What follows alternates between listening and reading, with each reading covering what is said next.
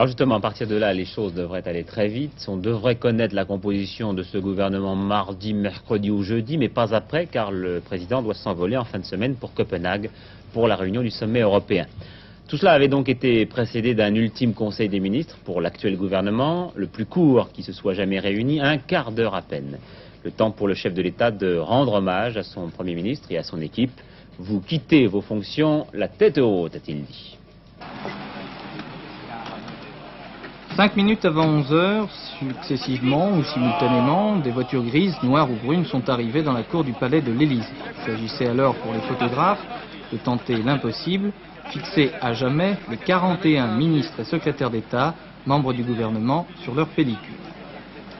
Quelques sourires, des saluts parfois empruntés, des allures rapides ou plus sereines qu'il était bien vain d'interpréter. L'entrée du Premier ministre se fit comme d'habitude, sans un mot, sans un geste. Tous, acteurs et témoins, connaissaient déjà la suite. Ce matin, le palais présidentiel avait perdu son attrait singulier des récentes journées de réception des chefs politiques de l'opposition.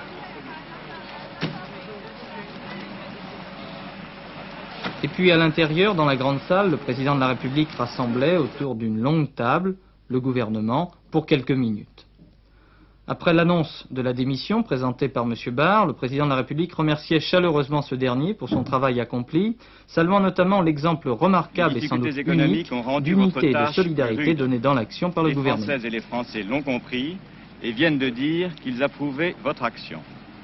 Dans l'histoire de la Ve République, le gouvernement auquel vous avez eu l'honneur d'appartenir a donné un exemple d'unité, d'efficacité et de loyauté à l'action du président de la République.